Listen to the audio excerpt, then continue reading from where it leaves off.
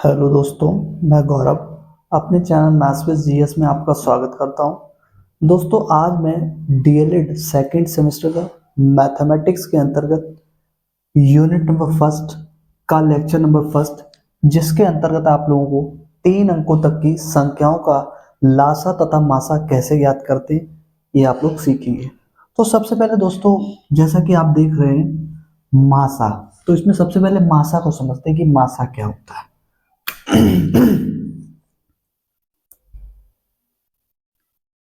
तो दोस्तों, मासा मासा की दोस्तों बात करेंगे तो इसका हिंदी में पूर्ण रूप होता है दोस्तों महत्तम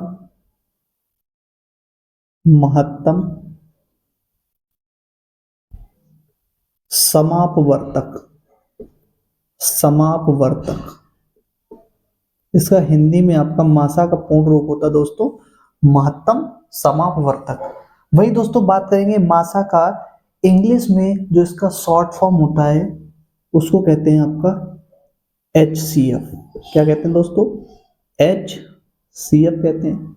वही दोस्तों HCF का जो पूर्ण रूप होता है, यानी कि HCF का फुल फॉर्म जो होता है दोस्तों, वो उसे क्या कहते हैं? Highest highest highest highest common common common highest common factor highest common factor. तो दोस्तों, आई होप इतनी बात आपको समझ में आए कि मासा मासा का हिंदी में पूर्ण रूप होता महत्तम समापवर्तक। वहीं आपका मासा का इंग्लिश में शॉर्ट फॉर्म होती है HCF। इसका फुल फॉर्म होता है हाईएस्ट कॉमन फैक्टर। तो दोस्तों, सबसे पहले मैं बात करूंगा, अगर आपको मासा अच्छे से समझना है तो सबसे पहले दोस्तों फोकस करना होगा कि फैक्टर क्या होता है। फैक्टर फैक्टर के बाद फिर आपका, जब फैक्टर को अच्छे से आप लोग समझ जाएंगे दोस्तों, तो फिर आपको समझना होगा कि कॉमन फैक्टर क्या होता है। कॉमन फैक्टर, और जो कॉमन फैक्टर आएंगे दोस्तों उसमें सबसे हाईएस्ट कॉमन फैक्टर क्या होता है।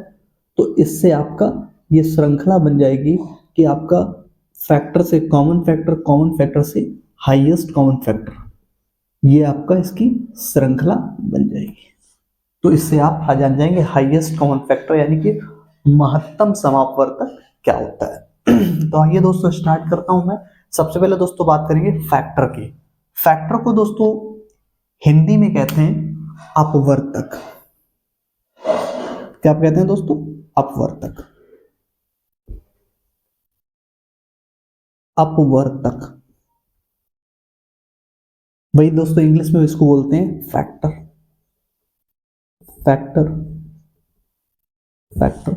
और इसी को दूसरा आपका डिवाइजर भी कह सकते हैं, इसको डिवाइजर। तो आइए दोस्तों आपको परिभाषा के थ्रू मैं समझाता हूं कि अपवर्तक क्या होता है। फिर मैं आपका इसकी परिभाषा को एग्जाम्पल के थ्रू आपका अच्छे से क्लियर करूंगा। तो आइए दोस्तों इसकी पहले परिभाषा मैं आपका लिखता हूं।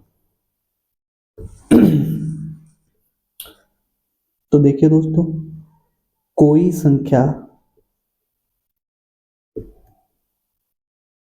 कोई संख्या कोई संख्या जिन जिन संख्याओं से जिन जिन संख्याओं से संख्याओं से जिन जिन संख्याओं से पूरी पूरी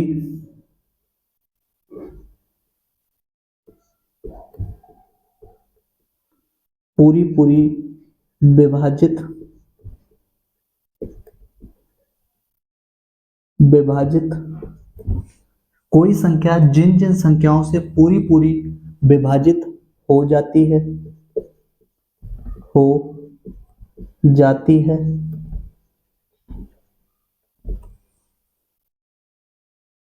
वे संख्याएं वे संख्याएं वे संख्याएं वे संख्याएं उस संख्या की उस संख्या की उस संख्या की संख्या की अपवर्तक कहलाती हैं। अपवर्तक कहलाती हैं।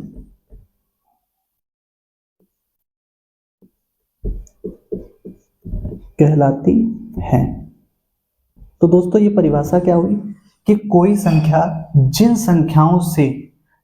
संख्याओं से पूरी पूरी विभाजित हो जाती है वे संख्याएं उस संख्या की अपवर्तक कहलाती हैं। तो आइए दोस्तों मैं इस परिभाषा को उदाहरण के माध्यम से आपको समझाता हूं। देखिए इसका उदाहरण के थ्रू इसको क्लियर करता हूं, इस डेफिनेशन को। जैसे मैं दोस्तों कहूं आपसे कि 8 के अपवर्तक बताइए। 8 के अपवर्तक, 8 के अपवर्तक, अपवर्तक। तो आप 8 के अपवर्तक बता देंगे।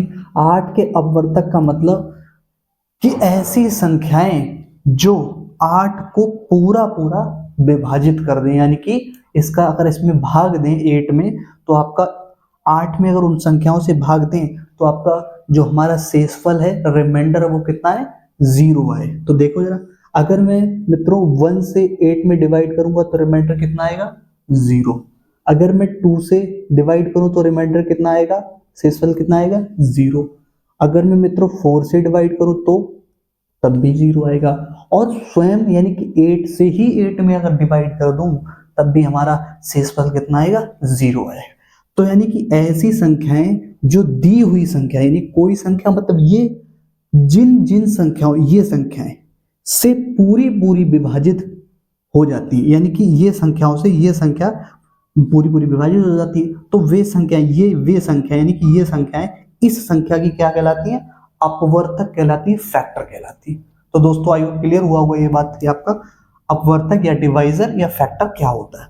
एक और एग्जांपल दोस्तों ले लेता हूं। जैसे मैं दोस्तों कह दूं कि 4 के अपवर्तक बताइए। 4 के अपवर्तक, अपवर्तक, 4 के अपवर्तक, तो आप बता देंगे, यानी कि वे संख्याएं जो 4 को पूरा पूरा विभाजित कर दें, यानी रिमाइंडर क्या है? 0 आ जाए, तो आपका क्या, वे संख्याएं इस संख्या की क्या कहलाएंगे? अपवर्तक कहलाएंगे, फैक्टर कहलाएंगे, डिवाइजर कहलाएंगे। 1 2 4, यानी अगर मैं 1 से अगर 4 में डिवाइड करूं तो भी रिमाइंडर कितना आएगा? 0 आएगा। अगर मैं 2 से 4 में डिवाइड करूं तो रिमाइंडर कितना आएगा? 0 आएगा। और स्वयं यानी कि 4 से डिवाइड करूं तो भी रिमाइंडर कितना आएगा? 0 आएगा। तो आई होप दोस्तों समझ में आया कि अपवर्तक क्या होता है। इस परिभाषा को मैंने उदाहरण के माध्यम से आपको क्लियर किया है। ठीक है दोस्तों, अब आइए कुछ अतिरिक्त जानकारी अपवर्तक के बारे में देखो। अब अतिरिक्त जानकारी क्या? देखिए दोस्तों, अतिरिक्त जानकारी यानी कि अपवर्तक के विषय में थोड़ी सी अतिरिक्त जानकारी या इसको यूं कह सकते हैं फैक्ट। किससे रिलेटेड? आपका अपवर्तक। तो देखिए दोस्तों, सबसे पहला जो फैक्ट लिखा रहा हूं मैं, वो ऑब्जर्वेशन है कुल मिला के, अलग कुछ नहीं है। जरा देखिए, अगर मैं आप यहां पर देखें, मैंने दो आपका नंबर लिए 8 और 4 लिया, तो इनके अपवर्तक निकाले तो दोनों नंबर में ही एक यहां भी आ रहा है, एक यहां भी आ रहा है। तो दोस्तों एक, तो हम इसे क्या कह सकते हैं? एक प्रत्येक प्रत्येक संख्या का अपवर्तक होता है। अपवर्तक अपवर्तक होता है। तो दोस्तों ये बात समझ में आई होगी कि अगर मैं कोई भी संख्या, ये मैंने 8 लिया, 4 लिया, अगर आप कोई और भी संख्या लेंगे तब भी उसका अपवर्तक क्या आएगा? 1 आएगा। यानी 1 एक ऐसा नंबर जो हर संख्या को पूरी तरह से विभाजित कर देता है, तो इसलिए आपका एक प्रत्येक संख्या का अपवर्तक होता है। और आगे देखिए दोस्तों, अगर मैं बात करूं, यहाँ पे आपने देखा कि 8 यानी 8 का अपवर्तक 8 यानी स्वयं, यानी किसी संख्या का अपवर्तक स्वयं भी होता है। ठीक है, कोई संख्या स्वयं की अपवर्तक होती है बोल सकता हूं मैं। कोई संख्या या किसी संख्या, ये दोस्तों, कोई संख्या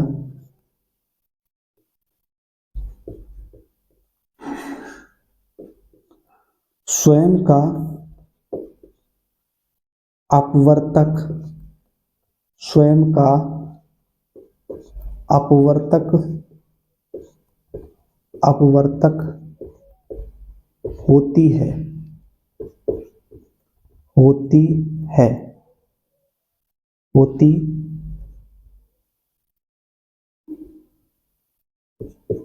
होती है। दोस्तों समझ में आया कि कोई संख्या स्वयं का अपवर्तक होती है, यानी कोई संख्या स्वयं का अपवर्तक होती है, यानी किसी संख्या, कोई संख्या ली मैंने और कोई संख्या आपका है उसका स्वयं का ही अपवर्तक होता है, यानी कि 8 आपका स्वयं का ही अपवर्तक है, 4 अपना स्वयं का ही अपवर्तक है, कोई संख्या स्वयं का अपवर्तक होती है। थर्ड पॉइंट देखिए दोस्तों, अगर आप नोटिस कर रहे हैं किसी संख्या के अपवर्तक निकाले मैंने, तो 8 का अपवर्तक निकाला, तो 8 के अपवर्तक 8 से छोटे भी हैं और 8 के बराबर भी हैं, यानी किसी संख्या के अपवर्तक उस संख्या के बराबर व छोटे होते हैं। तो देखिए जरा पॉइंट नंबर 3, किसी संख्या के, किसी संख्या के, किसी संख्या के, किसी संख्या के अपवर्तक, अपवर्तक, अपवर्तक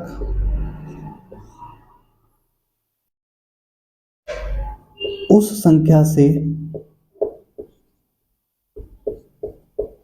उस संख्या से छोटे,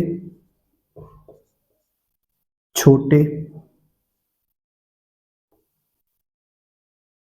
व बराबर होते हैं, बराबर होते हैं। ठीक है दोस्तों, तो ये आपका ये फैक्ट क्लियर होगा। अगली बात देखो दोस्तों, अगर मैं कहूं कि बताइए दोस्तों कि 8 के अपवर्तकों की संख्या कितनी है, तो आप कह देंगे 1 2 3 4। अगर मैं 4 के अपवर्तकों की संख्या पूछूं तो भी कह देंगे 1 2 3। तो इससे क्या साबित होता है कि किसी भी संख्या के अपवर्तकों की संख्या कैसी होती है, सीमित होती है, लिमिटेड होती है, फाइनाइट होती है, परिमित होती है। तो किसी संख्या के,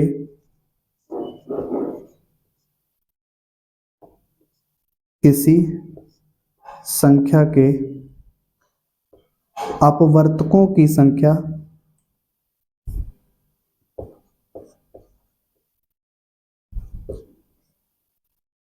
अपवर्तकों की संख्या, संख्या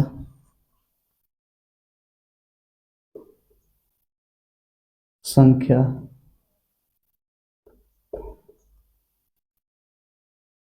सीमित होती है, सीमित होती है, होती है।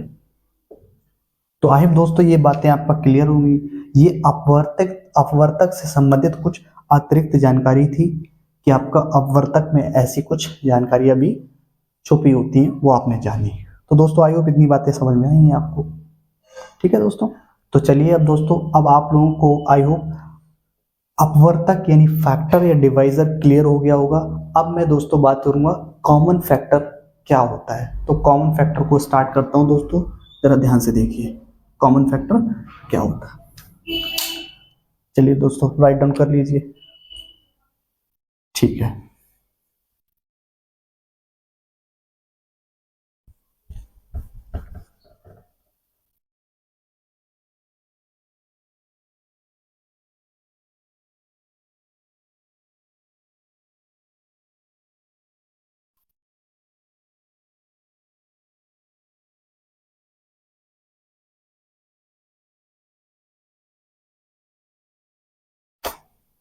चलिए दोस्तों अब मैं बताता हूं कॉमन फैक्टर।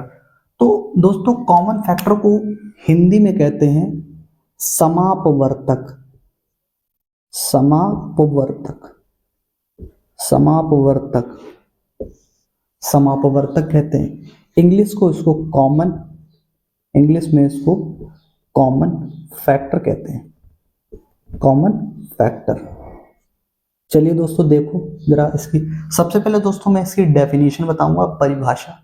परिभाषा को मैं उदाहरण के थ्रू आपको समझाऊंगा। तो सबसे पहले मैं परिभाषा लिखता हूं।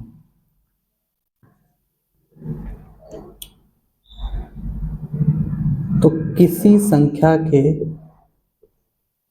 किसी संख्या, ये लिख सकते हैं संख्याओं के, संख्याओं के समान, समान अपवर्तकों को, अपवर्तकों को समापवर्तक कहते हैं। संख्याओं के समान अपवर्तकों को उन संख्याओं के, उन संख्याओं, उन संख्याओं, संख्याओं का समापवर्तक कहते हैं, समापवर्तक कहते हैं, कहते। तो दोस्तों देखिए, संख्याओं के समान अपवर्तकों को उन संख्याओं का समापवर्तक कहते हैं। तो दोस्तों ये परिभाषा मैं उदाहरण के थ्रू कंप्लीट करता हूं। कंप्लीट मतलब आपको समझाता हूं कि उदाहरण के माध्यम से ये परिभाषा क्या कह रही थी। तो उदाहरण में लेता हूं दोस्तों। तो दोस्तों अगर मैं कहूं कि 6 के अपवर्तक बताइए, 6 के अपवर्तक, अपवर्तक, तो आप तुरंत बता देंगे 1, 2, 3 और 6 यानी स्वयं। वही अगर मैं कहूं दोस्तों आपका 4 के अपवर्तक बताइए, 4 के, या मैं 12 ले लेता हूं, 12 के अपवर्तक बताइए, 12 के अपवर्तक, अपवर्तक मीन फैक्टर। तो आप कहेंगे 1, 2, 3, 4, 6 और 12, तो इसके अपवर्तक हो गए। अब बात आ रही कि मैंने कहा कि संख्याओं मतलब 6 और 12 के समान अपवर्तकों, यानी कि ये जो संख्याएं थी इसमें वे अपवर्तक जो समान है, एक इसके पास भी है, एक इसके पास भी है, 2 इसके पास भी है, 2 इसके पास भी है, 3 इसके पास भी है, 3 इसके पास भी है, 6 इसके पास भी है, 6 इसके पास भी है। तो आई होप दोस्तों ये बात आपको अच्छे से समझ में आ रही होगी कि समापवर्तक, समापवर्तक, समापवर्तक। तो समापवर्तक मैं दोस्तों पूछूं आप लोगों से तो आप क्या कहेंगे कि वे संख्याएं जो दोनों में कैसी हैं, समान। समापवर्तक, समापवर्तक। तो कौन कौन सी नंबर, 1, 2, 3 एंड 6। तो ये वो नंबर हैं, यानी कि वे अपवर्तक हैं जो दोनों में कैसे हैं, समान है, एक जैसे, उभयनिष्ठ है। ठीक है दोस्तों। अब आपने दोस्तों समापवर्तक उदाहरण के थ्रू समझा इस परिभाषा को कि ये परिभाषा क्या कह रही थी। संख्याओं के समान, ये संख्याएं दो मानी थी मैंने, 6 और 12, आप और भी ले सकते हैं। संख्याएं इसलिए मैंने बोला कि कहीं ना कहीं 2 या 2 से अधिक संख्याएं भी हो सकती हैं के समान अपवर्तक, यानी कि वे आपका अपवर्तक जो दोनों संख्याओं के जो अपवर्तक ने ज्ञात किए हैं ना, वो अपवर्तक जो एक जैसे हैं, उभयनिष्ठ हैं। तो देखिए जरा दोस्तों, मैंने आपको बताया 1 यहाँ भी, 1 यहाँ भी था, 2 यहाँ भी था, 2 यहाँ, 3, 3, 6, 6। तो ये कैसे थे, उन संख्याओं में समान अपवर्तक थे, उभयनिष्ठ। तो वही संख्या क्या कहलाती है, समापवर्तक कहलाती है दोस्तों। ठीक है। तो दोस्तों आई होप ये बात आपको क्लियर हो गई हो कि समापवर्तक क्या होता है, यानी कि कॉमन फैक्टर क्या होते हैं। कि यानी ऐसे ये दो नंबर लिए थे, इन दोनों नंबरों के जो फैक्टर देखो, 6 के फैक्टर ये हैं, 12 के फैक्टर ये हैं। अब इन दोनों में वे फैक्टर जो कॉमन है, यानी कि आपका दोनों संख्याओं में जो फैक्टर कॉमन है वो क्या कहलाएंगे, कॉमन फैक्टर कहलाएंगे। ठीक है दोस्तों, अब कॉमन फैक्टर आपको मित्रों अच्छे से समझ में आया होगा। अब इसी जर्नी को आगे ले जाते हुए मैं आप लोगों को बताऊंगा कि हाईएस्ट कॉमन फैक्टर क्या होता है, हाईएस्ट कॉमन फैक्टर। तो चलिए दोस्तों, राइट डाउन कर लीजिए परिभाषा और उदाहरण को, फिर आगे स्टार्ट करते हैं। आई होप राइट डाउन कर लिया होगा आप लोगों ने।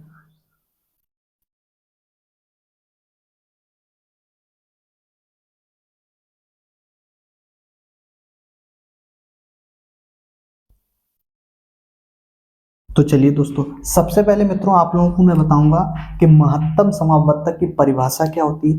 परिभाषा को मैं उदाहरण के थ्रू बहुत अच्छे से समझाऊंगा। चलिए पहले मैं परिभाषा लिखता हूं इसकी दोस्तों। डेफिनेशन देखिए इसकी,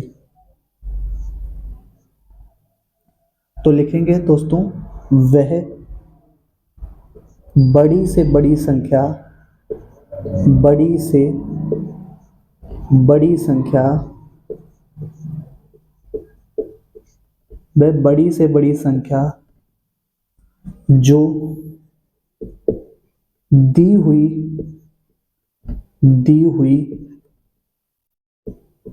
दो या दो से अधिक, दो या दो से अधिक, दो या दो से अधिक संख्याओं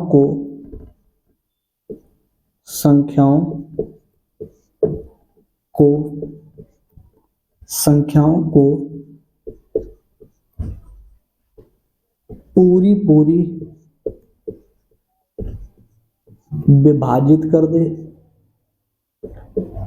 विभाजित कर दे, कर दे तो वह संख्या, वह संख्या, वह संख्या, वह संख्या उन संख्याओं की, उन संख्याओं की, उन संख्याओं की, उन संख्याओं की महत्तम समापवर्तक कहलाती है, महत्तम समापवर्तक कहलाती है, समापवर्तक कहलाती है, कहलाती है। तो दोस्तों ये आपने परिभाषा देखी महत्तम समापवर्तक की, क्या, वह बड़ी से बड़ी संख्या जो दी हुई दो या दो से अधिक संख्याओं को पूरी पूरी विभाजित कर दे तो वह संख्या उन संख्याओं की महत्तम समावर्तक कहलाती है। तो आइए दोस्तों इस परिभाषा को उदाहरण के माध्यम से समझते हैं। चलिए दोस्तों उदाहरण लेता हूं मैं इसका, एग्जाम्पल के तौर। जैसे दोस्तों मैंने कहा कि 5 के अपवर्तक बताइए, 5 के अपवर्तक, अपवर्तक। तो 5 के अपवर्तक क्या होंगे दोस्तों, 1 और 5, यानी कि वे संख्याएं जो 5 को पूरा पूरा विभाजित कर दें, वे संख्याएं जो 5 को पूरा पूरा विभाजित कर दें अपवर्तक कहलाती हैं। ठीक है दोस्तों, अब मैं और एग्जांपल मैं कहूं दोस्तों कि 15 के अपवर्तक बताइए, 15 के अपवर्तक, अपवर्तक, 15 के अपवर्तक। तो आप कहेंगे 1, 3, 5 और 15, यानी वे संख्याएं जो 15 को पूरा पूरा विभाजित कर दें तो वो संख्या क्या कहलाती, अपवर्तक कहलाती। अब मैंने दोस्तों कहा कि इसका समापवर्तक बताइए, तो आप कहेंगे समापवर्तक, समापवर्तक। तो समापवर्तक आप बता देंगे, यानी वे संख्याएं जो आपका 5 और 15 में दोनों में उभयनिष्ठ है, कॉमन है, 1 और 5, ये दोनों नंबर कैसे हैं? कॉमन है। कैसे? कॉमन। तो आप लिख देंगे समापवर्तक क्या होता है? 1 और 5। अब दोस्तों मैं कहूं कि महत्तम समापवर्तक क्या होता है, तो कुछ बच्चे ये तो बता देंगे समापवर्तक 1 और 5, लेकिन आपका महत्तम समापवर्तक क्या होता है कि वे संख्या जो आपका दी हुई समापवर्तक में सबसे बड़ी हो, यानी समापवर्तक तो ये है। अब मैं कहूं कि सबसे बड़ा समापवर्तक कौन सा, महत्तम समापवर्तक कौन सा है, हाईएस्ट कॉमन फैक्टर कौन सा है। ये कॉमन फैक्टर तो 1 और 5 है, लेकिन हाईएस्ट कॉमन फैक्टर कौन सा है, तो आप कहेंगे कि 5 है। तो बस यही दोस्तों क्या है, आपका मासा है। क्या है?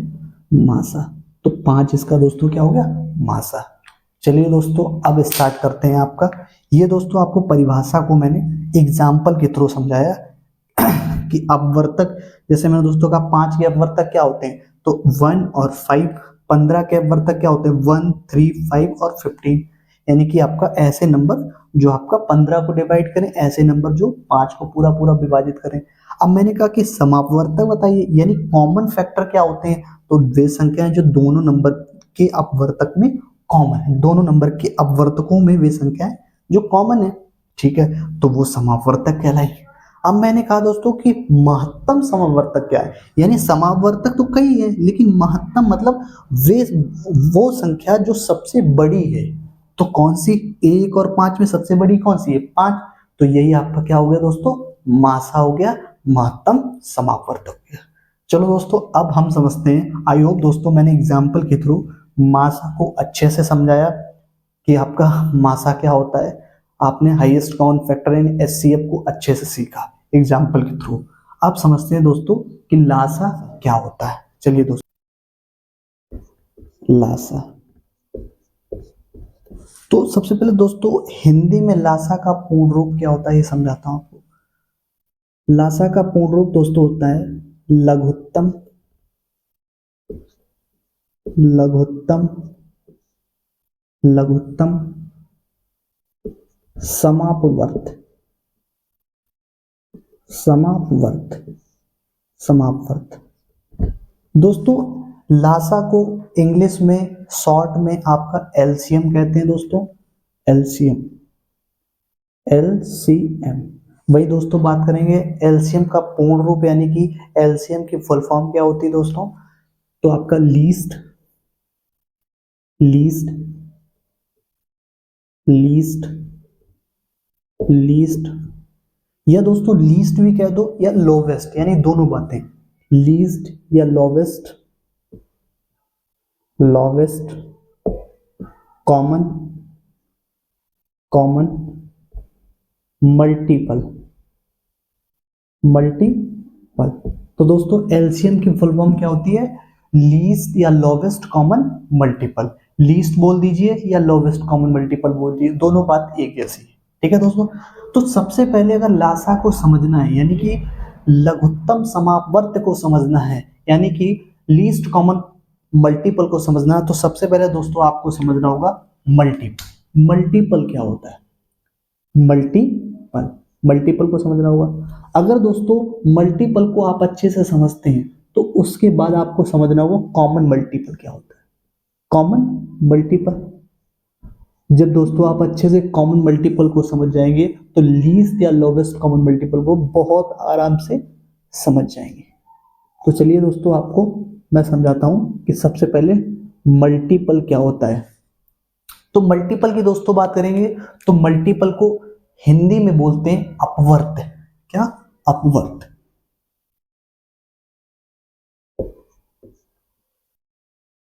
अपवर्त, अपवर्त इंग्लिश में दोस्तों बोलते हैं मल्टीपल, मल्टीपल,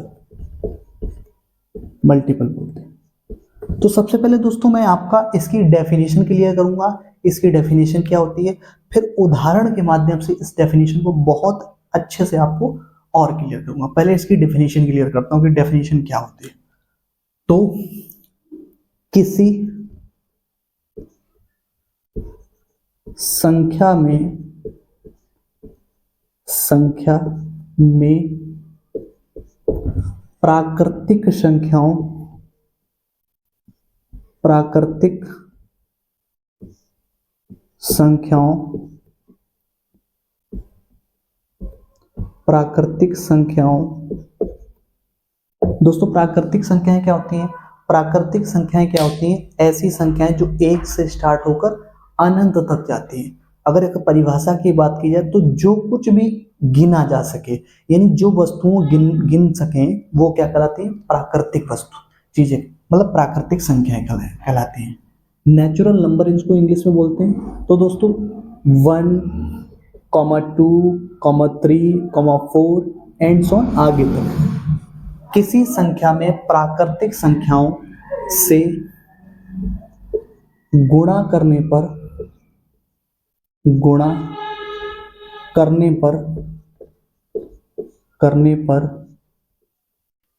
करने पर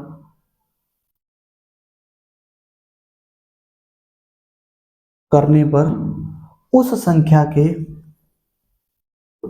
उस संख्या के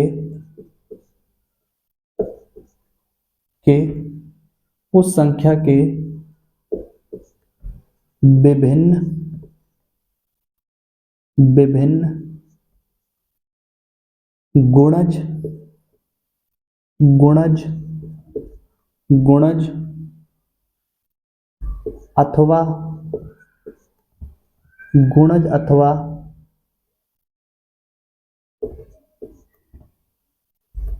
अथवा अपवर्त अपवर्त प्राप्त होते हैं प्राप्त होते हैं प्राप्त होते हैं। तो दोस्तों इसको समझते हैं एग्जाम्पल के थ्रू। उदाहरण देता हूं इसका। जैसे उदाहरण में दोस्तों दे रहा हूं, इस उदाहरण में देखिएगा अच्छे से। इस डेफिनेशन बहुत आसान है। जैसे मैं कहूं दोस्तों 5 के अपवर्त बताइए, अपवर्त। तो आप कहेंगे 5 के अपवर्त का मतलब, यानी कि नेचुरल नंबर क्या होते हैं, यानी प्राकृतिक संख्या 1, 2, 3, 4, 5, 6 आगे एंड सो ऑन आगे तक चलती रहती है। अगर मैं 5 का मल्टीप्लाई आपका क्रमशः करता चला जाऊं, यानी 5 का गुणा 1 में करेंगे तो 5 एकन 5, 5 का गुणा 2 के साथ करेंगे तो 10, 5 3 15, 5 चौको 20 और 5 5 25, ऐसे डॉट डॉट आगे तक चलते रहेंगे। तो यानी 5 के अपवर्त आपको दोस्तों समझना है, यानी कि किसी भी संख्या का अगर प्राकृतिक संख्याओं के साथ क्रमशः गुणा कर दिया जाए, यानी 1 2 3 4 5 6 एंड सो ऑन कितना भी आगे तक गुणा कर, वो हमारे सारे के सारे नंबर क्या कहलाएंगे? उस संख्या, यानी कि जो संख्या हम मानेंगे। तो 5 मैंने लिया तो 5 की ये संख्या क्या कहलाएंगे? अपवर्त कहलाएंगे, यानी कि इसके मल्टीपल। ठीक है दोस्तों, एक और एग्जांपल लेता हूं। जैसे मैं कहूं कि 2 के अपवर्त बताइए, 2 के अपवर्त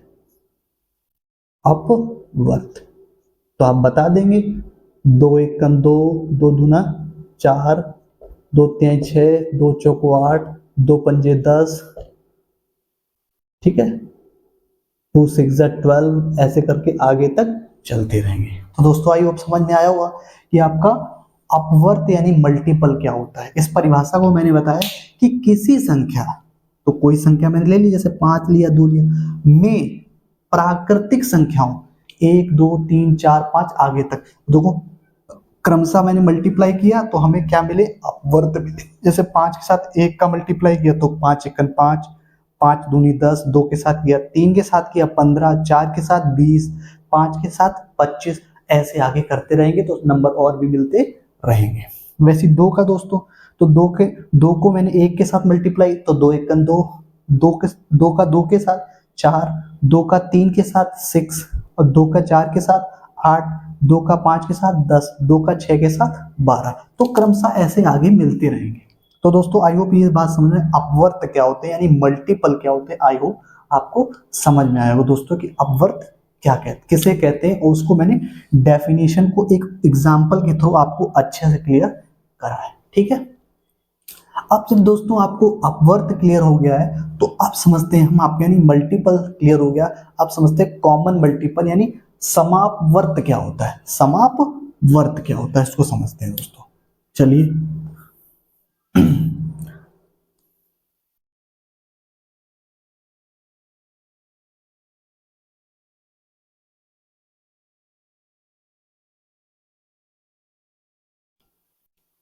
तो अगली हेडिंग है दोस्तों आपकी क्या, कॉमन मल्टीपल। कॉमन मल्टीपल को दोस्तों हिंदी में कहते हैं समापवर्त,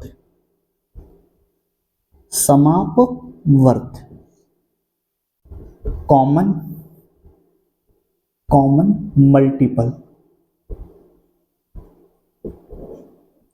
कॉमन मल्टीपल। तो सबसे पहले दोस्तों इसकी परिभाषा लिख रहा हूं, परिभाषा क्या होती है तो परिभाषा के थ्रू मैं आपको समझाऊंगा। जैसे मैं कहूं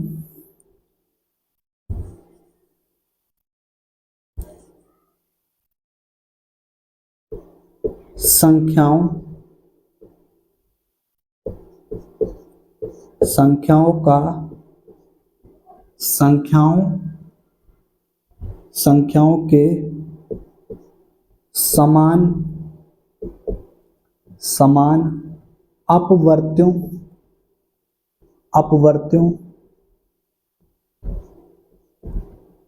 को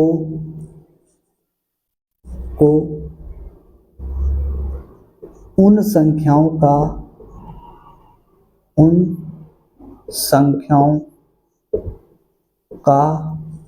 समापवर्त कहते हैं, समापवर्त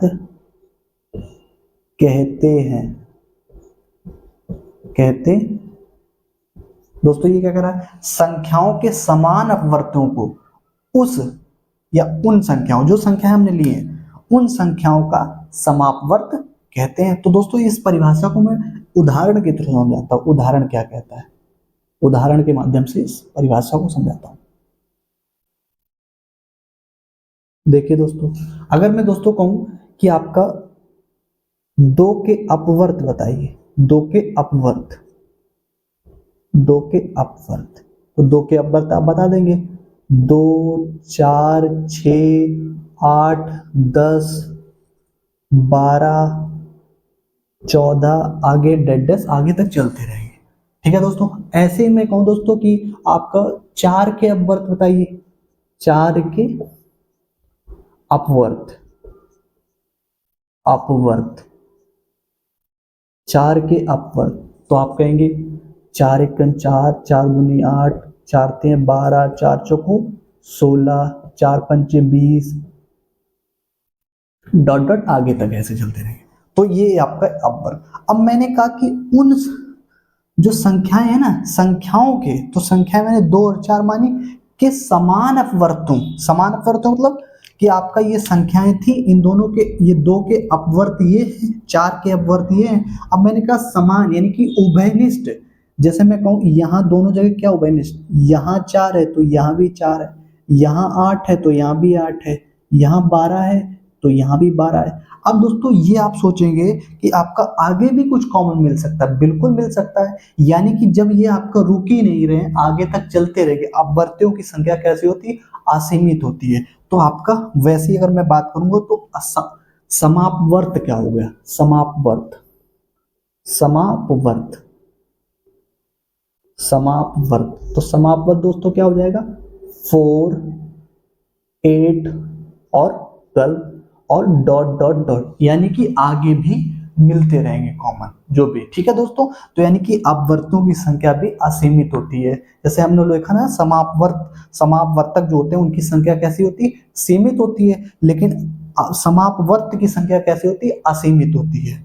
ठीक है दोस्तों, तो ये आपको आई होप समझ में आया होगा कि आपका समापवर्त यानी कि कॉमन मल्टीपल क्या होता है, या ऐसे मल्टीपल जो दोनों संख्याएं, जो 2 संख्याएं थी इनके जो अपवर्त निकाले हैं, वो संख्याएं जो दोनों में दो, मतलब इन संख्याओं के अपवर्त जो दोनों जगह, यानी इसमें 2 के अपवर्तों की संख्या, 4 के अपवर्तों की संख्या, इन दोनों में जो कॉमन है वही क्या कहलाते हैं, समापवर्त कहलाते हैं। क्या कहलाते हैं दोस्तों, समापवर्त।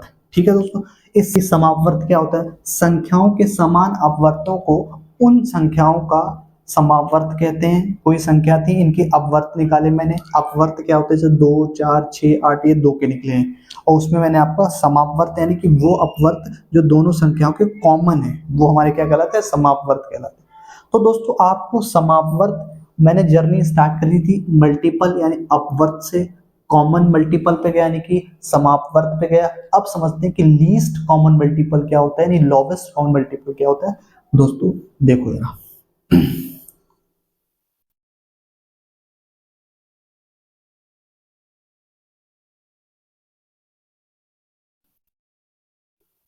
चलिए दोस्तों, तो सबसे पहले मैं इस लघुत्तम समावर्त की परिभाषा लिखूंगा। परिभाषा को मैं उदाहरण के थ्रू क्लियर करूंगा। चलिए देखिए, वह छोटी से छोटी संख्या, छोटी से छोटी संख्या, वह छोटी से छोटी संख्या जो दी हुई दी हुई दी हुई संख्याओं से, वह छोटी से छोटी संख्या जो दी हुई संख्याओं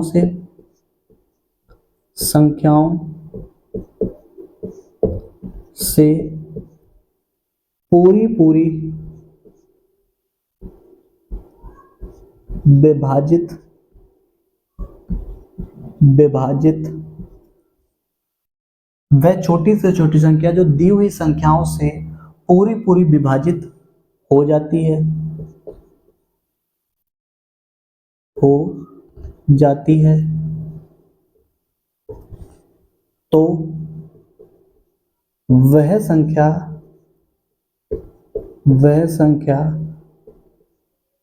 उन संख्याओं की उन उन संख्याओं की उन संख्याओं की लघुत्तम समापवर्तक कहलाती है। लघुत्तम समापवर्तक कहलाती है। समापवर्तक, सॉरी, समापवर्त समापवर्त कहलाती है। चलिए दोस्तों, इस परिभाषा क्या है कि वह छोटी से छोटी संख्या जो दी हुई संख्याओं से पूरी पूरी विभाजित हो जाती है, तो वह संख्या उन संख्याओं की लघुत्तम समावर्त कहलाती है। समापवर्त कहलाती है। तो दोस्तों इसको मैं उदाहरण के थ्रू समझाता हूं कि आखिर में ये परिभाषा क्या कह रही है। चलिए दोस्तों, मैं कहूं दोस्तों कि 2 के अपवर्त बताइए। 2 के अपवर्त तो आप कहेंगे 2, 4, 6, 8, 10, 12, 14, ठीक है, डॉट डॉट आगे तक ऐसे चलते रहेंगे दोस्तों, आगे तक, ठीक है भाई। दोस्तों मैं कहूँगा 3 के अपवर्त बताइए। 3 के अपवर्त 3 के अपवर्त बताइए, तो आप बता देंगे 3, 6, 9, 12, 15 और 21, सॉरी 18 डॉट डॉट आगे तक ऐसे चलते रहेंगे। तो दोस्तों ये बात आपको समझ में है कि अपवर्त क्या होते हैं। अब मैं दोस्तों ये पूछूं समापवर्त क्या है इसके, तो समापवर्त तो आप बता देंगे कि वो मल्टीपल जो दोनों में कॉमन, जैसे 6 इधर भी है, 6 इधर भी है, और 12 इधर भी है, 12 इधर भी है, और तो दोस्तों और भी आगे मिलते रहेंगे। तो देखो जरा दोस्तों, इनको मैं लिख देता हूं, 6 और 12 डॉट डॉट आगे तक मिलते रहेंगे। लेकिन दोस्तों ये समापवर्त, अब मैंने कहा इसमें तो 6 फिर 12 फिर आगे ऐसे बड़े मिलते रहेंगे, लेकिन मैंने कहा क्या कि लघुत्तम समापवर्त यानी कि लीस्ट, यानी वो समापवर्त जो सबसे छोटा है, यानी वो कॉमन फैक्टर जो सबसे छोटा है। तो ऐसे डॉट डॉट करेंगे तो आगे तो बड़े ही नंबर मिलते रहेंगे। तो सबसे छोटा क्या है, 6। तो यानी कि सिंपल सी बात है, हमारा जो लासा होगा दोस्तों वो क्या हो जाएगा, लासा यानी लघुत्तम समापवर्त हमारा कितना हुआ 6। तो देखिए परिभाषा क्या करी, वह छोटी से छोटी संख्या, तो इनमें तो बड़ी से बड़ी मिलती नहीं, ये छोटी से छोटी कौन सी है 6 है, कौन सी है 6। अब इस 6 में दी हुई संख्या है, तो देखो छोटी से छोटी संख्या कौन सी आ गई 6 आ गई, जो दी हुई संख्याओं से यानी दी कौन सी ये वाली संख्याओं से पूरी पूरी विभाजित हो जाती है। तो देखो 2 का अगर डिवाइड 6 में करेंगे तो रिमाइंडर कितना आएगा 0 आएगा, कितना रिमाइंडर आएगा 0। अगर मैं 3 से डिवाइड करूंगा तो रिमाइंडर कितना आएगा दोस्तों, तब भी 0 आएगा, यानी कि शेषफल कितना आएगा 0। तो दोस्तों ये जो आपकी पूरी जर्नी रही है, इसमें आपने देखा कि मासा तथा लासा क्या होता है, मासा को कैसे समझा आपने पूरा, फिर लासा को यानी कि HCF क्या है और LCM क्या है। तो दोस्तों आपने यहाँ पर आज सीखा कि लासा और मासा क्या होता है, उसके कॉन्सेप्ट को समझा, एग्जाम्पल के थ्रू समझा, ठीक है दोस्तों। तो आज जो है दोस्तों हम लोगों ने ये समझा, और अगले लेक्चर में हम लोग समझेंगे कि लासा तथा मासा की विधियां कौन कौन सी हैं, यानी कि लासा और मासा ज्ञात करने की कौन कौन सी विधियां हैं दोस्तों, वो जानेंगे अगले लेक्चर में आप लोगों से। तब तक के लिए दोस्तों हमारे चैनल को सब्सक्राइब, लाइक और शेयर, कमेंट करना बिल्कुल ना भूलें, ठीक है। धन्यवाद दोस्तों, थैंक यू।